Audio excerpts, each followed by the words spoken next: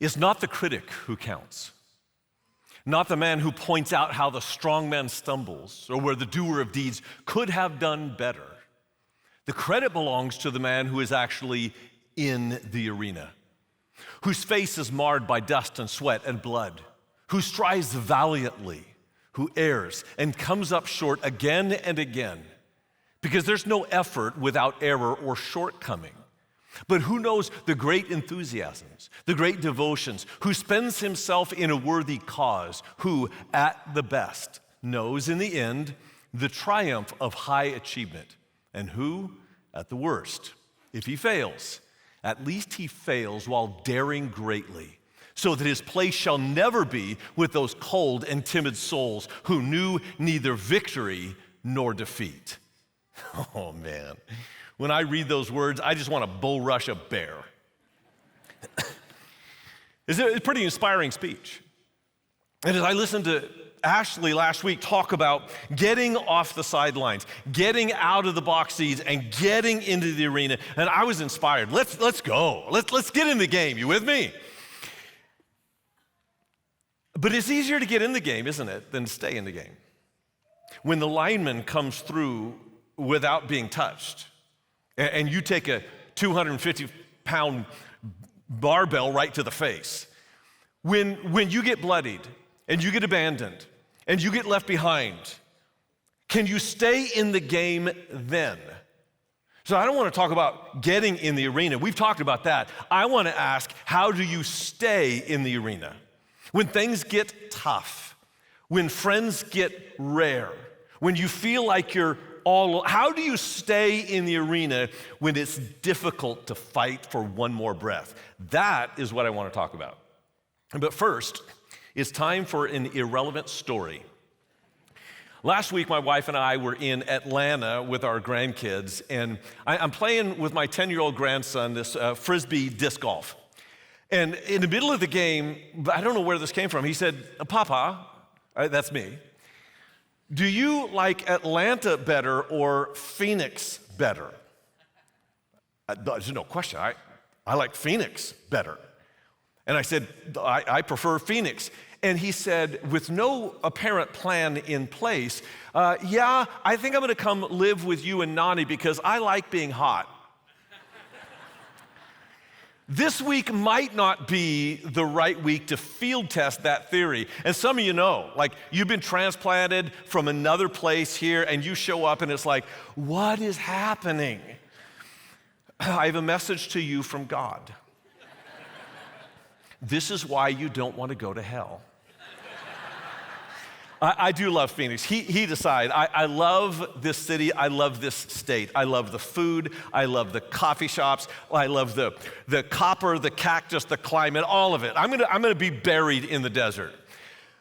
But we do have a problem here in the desert. And our problem is not an insignificant problem. The state of Arizona ranks 47th out of 50 states in something that it impacts your health, it impacts your mental health, it impacts your entire being. We rank 47 out of 50 states in what is called social capital. Now, all that means is your social capital are the strength of your relationships, your family, your friends, your coworkers. Your inner circle has a lot to do not only with your happiness, but with your health. Physicians have tracked that those who feel isolated are in a constant state of stress.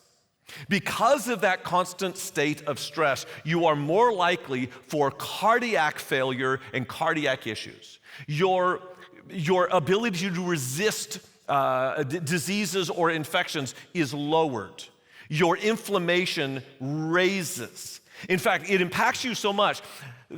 Surgeon General said that isolation has as much potential impact on the longevity of your life as smoking 15 cigarettes a day. That's a big deal. And we need to deal with it here in Arizona because a lot of people move from out of state. We have a lot of transient people. People don't know this. We have a huge refugee population from California. You're welcome. Glad you're here. Because of a transient society that we have in our state, we have a big problem. And CCV has a big solution. We are as good at groups as our state is bad at isolation. And that's why we keep promoting groups. This is nothing new. Like, we didn't invent this out of the playbook. If you go back to the very first church and read a description of it, it says, day after day in the temple courts, that was large gatherings, that's for inspiration, and from house to house, that's small gatherings for transformation. They never stopped teaching and proclaiming the good news of Jesus of Nazareth. So it's nothing new, this idea of growing in groups, but it might be new to you. So let me just be clear about what a CCV group is. It's not a Bible study. It's a group of people, usually about 10 to 16, could be more, could be less, but usually about 10 to 16 people that gather weekly. Could be more often, could be less often, but it's a group that gathers regularly. Not to know more of the Bible, but to apply the Bible more. So we have these significant conversations. And we give you the resources that you need to have a conversation about the weekend service, or if you want to have a different study or different conversation, you can. It's flexibility in the groups. But the purpose is to have conversations that matter. But it's more than conversations that matter. It's fellowship and fun. We eat together, we play together, we serve in the community together. We do life together. Why? Because when you get together, you get it together better. Now, we're not saying that anyone in any group has got it all together. We're simply saying that life is tough, and when you do it with me rather than we, it is way tougher. So we are orchestrating groups all across the city, all across the state. Now, you know we're aggressive at planting campuses. We want a campus within 20-minute drive of everywhere in where people are going to meet for CCV. Because we want you to be able to invite a friend to their future campus and have them drive not more than 20 minutes. That's our strategy. But we're actually even more aggressive with groups. We don't want a group in every zip code. We want a group in every neighborhood, in every community. Because we know there's no way to disciple all the people that are coming to Christ without groups. This year, so far, this year, we have baptized over 7,000 people. Who's going to disciple 7,000 people? If we ask Ashley to disciple 7,000 people, and we said, okay, this is all you're not going to preach, you're not going to teach, you're not going to lead. We just want you to disciple 8 hours a day, 6 days a week. Do you know how much time he could spend with each person? Not each person who attends, just the people who are baptized. He would give them 26 seconds a week. That's not going to cut it. Add in the campus pastors, not going to cut it. Add in the associate pastors, not going to cut it. That's why we depend on groups to disciple believers. Our mission at CCV is to win people to Christ. We're doing that, good job. And to train disciples. That's going to happen in groups, and then send disciples to impact the world. Guess what? That happens in groups as well. We need groups to accomplish our mission. And so we're encouraging groups all over to expand, for everyone to get involved in a group. It's a proven technique. I know you think, well, I'm not a professional. How could I disciple someone? I'm not asking you to disciple someone. I'm asking your group to disciple someone. Because you would need a stellar individual to disciple another. But an average group will trump a stellar person every day of the week. So we don't ask an individual to disciple groups. We ask a group to disciple individuals. And we know it works because a recent study compared Christian men, some that were in groups, some that were not in groups, and they measured their spiritual maturity. Men who are in groups measure 182% on the spiritual maturity scale over those that are not. So if your goal is to get better at life, to grow as a disciple of Jesus, groups are the best option for you to go further, faster. Now, I know some of you, you don't like groups, and you know what, I'll just be honest, I'm a loner too. Like that whole Lone Ranger thing, I'm into that. But I know that I can't be my best self if it's me rather than a we. Brianna discovered that as well. Brianna is a young professional at the Central Scottsdale campus. Sharp young woman. But she came from a family that was, in some ways, verbally abusive and non-Christian. And when she came to Christ, blew up. Who's going to be her family now if her family is opposed to her coming to Christ? Her group was her family, and her group was her strength, and her group was her encouragement. And when she lost her job, it was the group that kept encouraging her. It was the group that kept giving her leads for jobs. And when she did get hired, it was at the company of someone else in the group. We need each other. And you may not need a group today, but you will need a group someday. And today, somebody needs you in their group. This is not simply for us. Groups actually are for the community. Did you know that Christians who are in groups are twice as likely as their non-church neighbors to volunteer for civic organizations and social causes? It doesn't just make us better, it makes our city better, it makes our state better.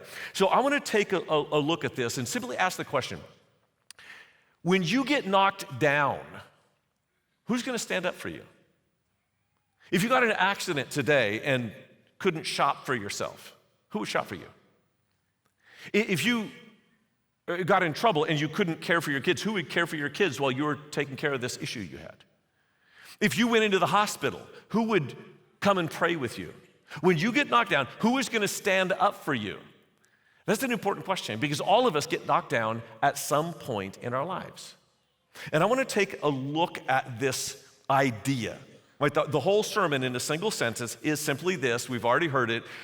When you get together, you get it together better. And I want to look at that through the lens of King David.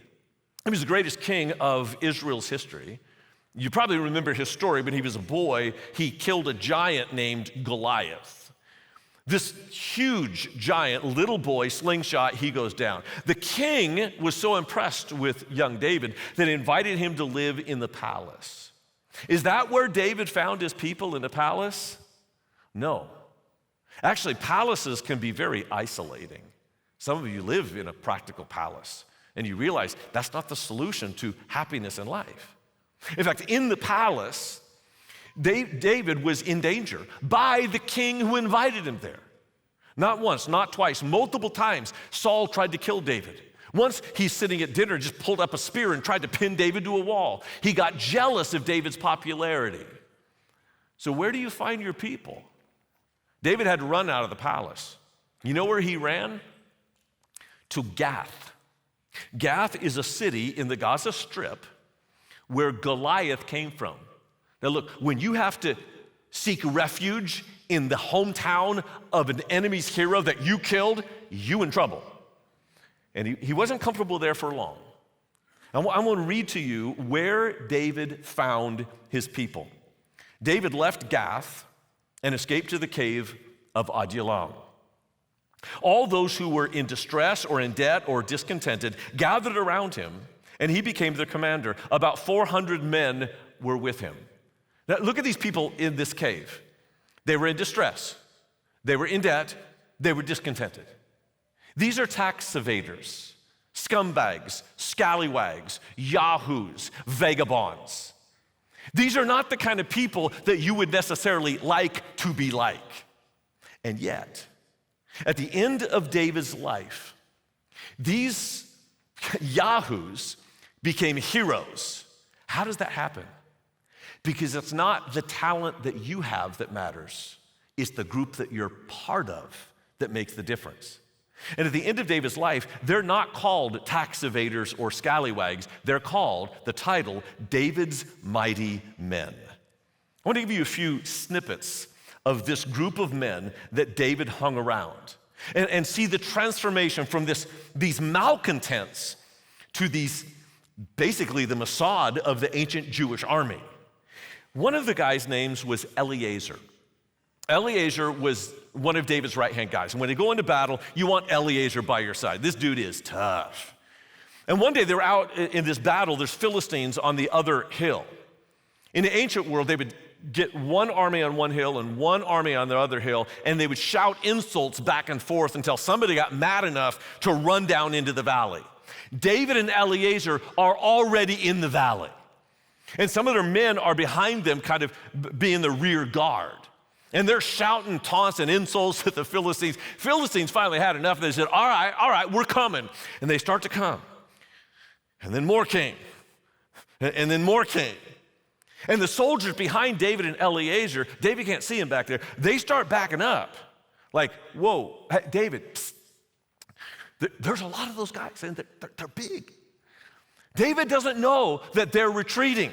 And finally, the Philistines yell charge, David yells charge, looks behind him, and they're like, hey, Eleazar, you, me, let's go. Back to back, they fought. These guys is basically a Jewish John Wick. They were unbelievable warriors. Listen to how it describes Eleazar. Eleazar stood his ground and struck down the Philistines till his hand grew tired and froze to the sword. The Lord brought about a great victory that day. The troops returned to Eleazar, but only to strip the dead. You can just see it. David and Eleazar, they're going after, wah, wah, wah. Finally, the last guy goes down, yeah. And David taps Eleazar on the shoulder, wah. Power down, dude, it's okay, it's just me. We're done. You can drop your sword. And he goes, I don't think I can.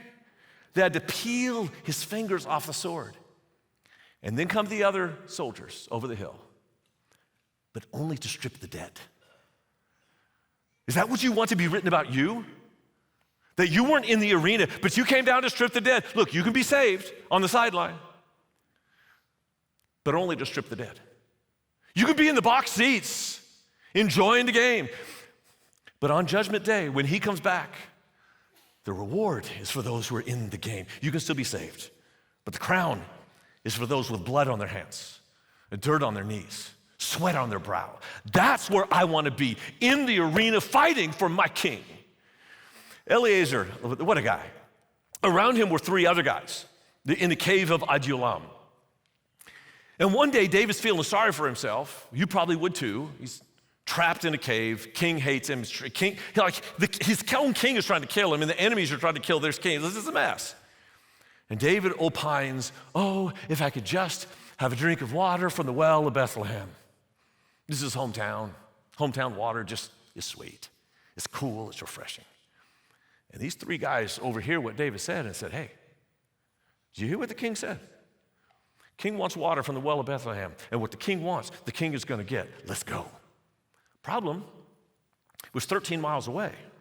Bigger problem, there's a garrison of Philistine warriors in between them and Bethlehem. They don't care.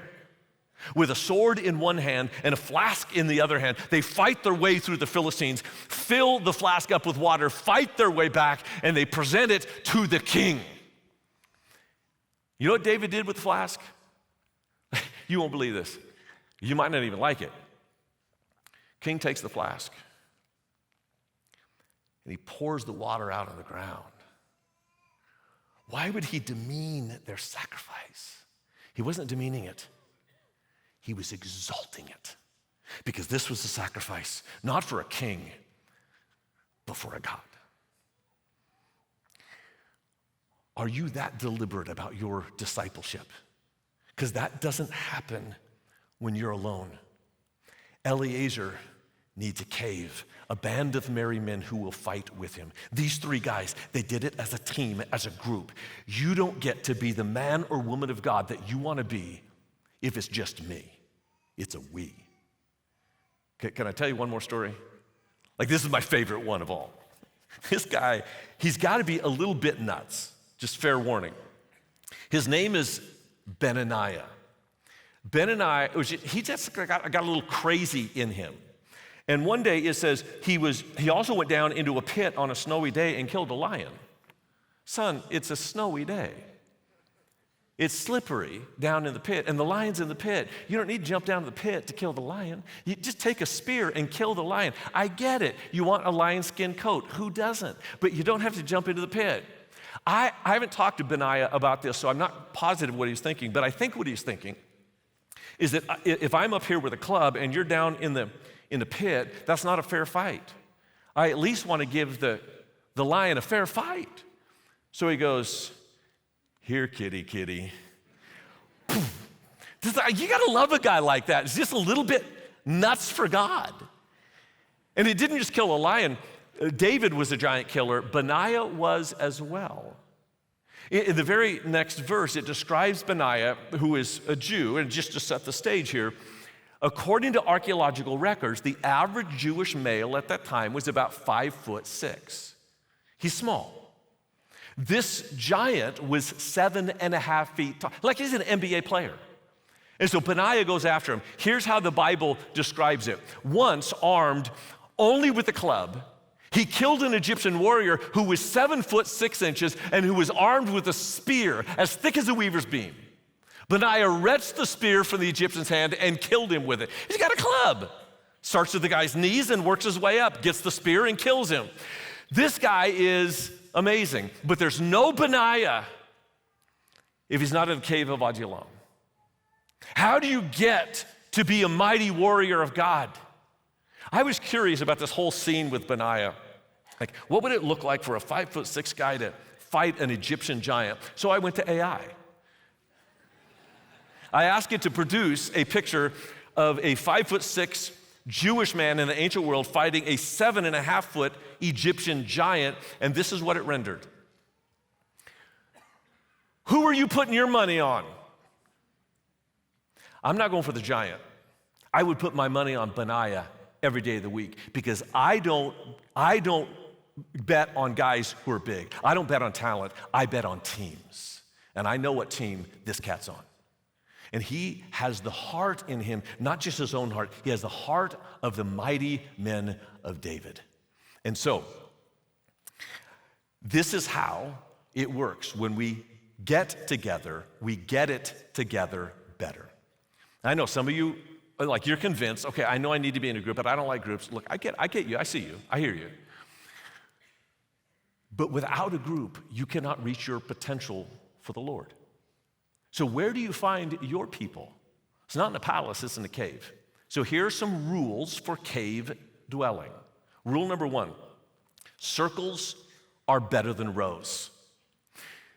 Rows are inspiring, like what we do on the weekend, it's inspiring. But transformation takes place when you're eyeball to eyeball in a circle. And some groups meet in living rooms, some groups meet at businesses, some meet at parks, some meet in schools. There's even one group in the East Valley. They met in the middle of a lake on paddleboards, which is really smart if you think about it, because if someone wants to get baptized, you're right there. A group can take any shape and any form. But this is where we get our best selves, is when we get together with people who help us get it together. Here's rule number 2. Sometimes you need the group, and sometimes the group needs you. There are people all over our campuses who need help, and we get calls saying, "Can you please help us? We're desperate." 99% of the calls we get, when people are at their wits' end, they're at the bottom, 99% of those calls are from people who are not in a group. Because if you're in a group, 99% of the time, it's the group that helps you when you need help, and you help the group when someone else needs help. That was the story of Amber and Tony from our North Surprise campus. It was a young couple, and they had just joined the group, new to the church, new to the group, and they found out they were pregnant, first child, freak out mode. If you've had a first child, you get it. It's like, what do I do? Where do I go? The group rallied around them and helped answer their primary questions about like what to expect and what's coming. And the cool thing about their story is there's nothing miraculous about it. There's nothing like extraordinary about it. Amber said, when I needed a cup of milk, so I was in a recipe and I needed a cup of milk. Who'd I go to? The group. She was ironing one night and the iron broke. So she needed someone to loan her iron. Where'd you go? To the group. They went on a day trip out of town, and they were delayed getting back, so the dog needed to be let out. Who'd they go to? The group. Doing life together is what makes the group so powerful. But their story also includes joblessness. 2 months into Amber's pregnancy, he lost his job. And he was the primary breadwinner, so that's terrifying. That was a journey that would last for 13 months. Well, as you can do the math, that's after the baby's born. He doesn't need to ask for paternity leave. He doesn't have a job. He needs a job, and it was the group that walked with them through it. Here's another interesting thing about their story.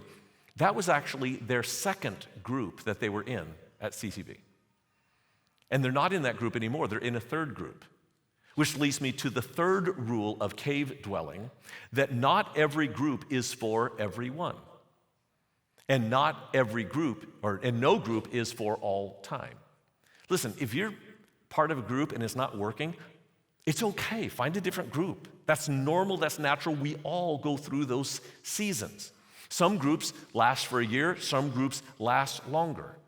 But there is a group near you and for you. We have groups that are for men, groups that are for women, groups that are for singles, that are pickleball groups. We have, yes, that's a thing.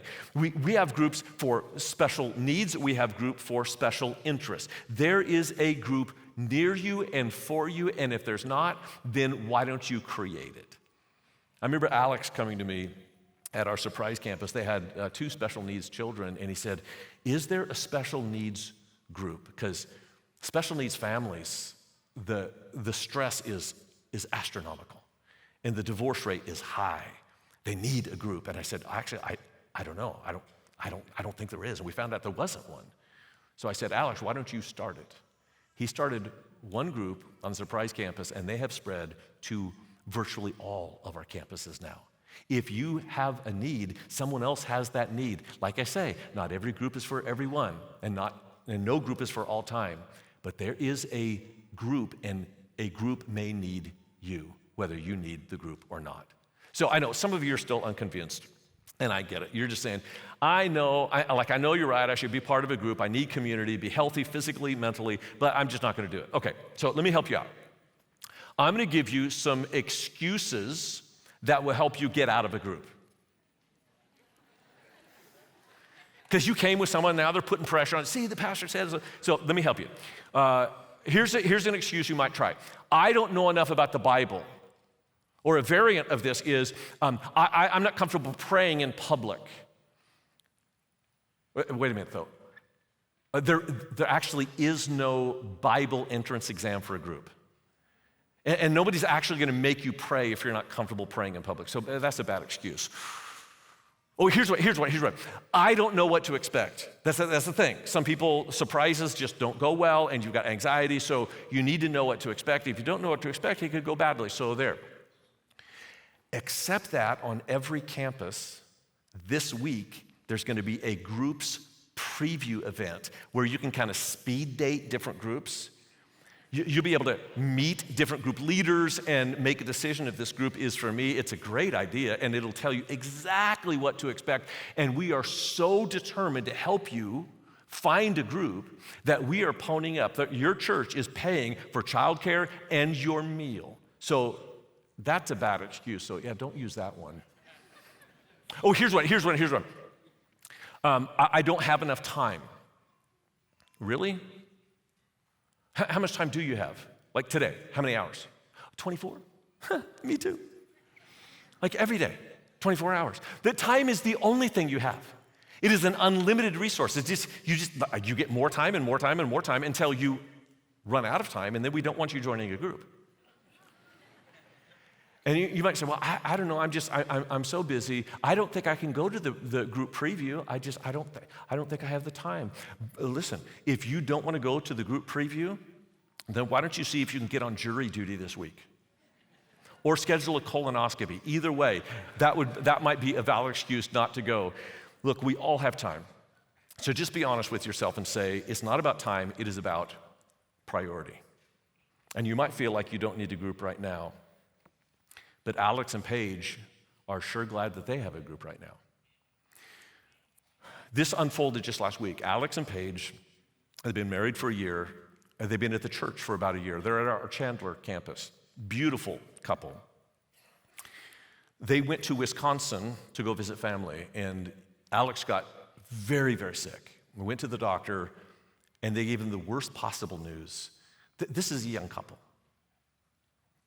She just found out she's pregnant, 2 months pregnant, and he just found out he has stage 4 cancer. They won't let him get back on a plane. They have him in the hospital. They're giving him the chemotherapy right now as we speak, and we're going to pray for him in just a minute. But what you need to know is before they ever get home, their group is already working at their home on their behalf. You don't know when you're going to need a group, but you do know that a group needs you.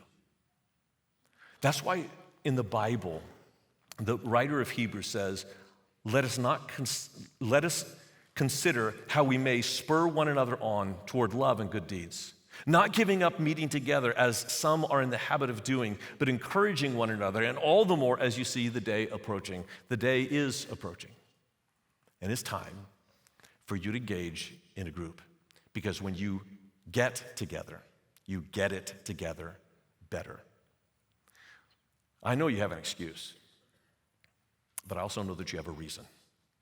And the reason is for you to be the kind of Christian that legends are written about, for you to become an Eliezer, for you to become a Benaiah, for you to become a group of 3 that will fight against all odds for the glory of your King.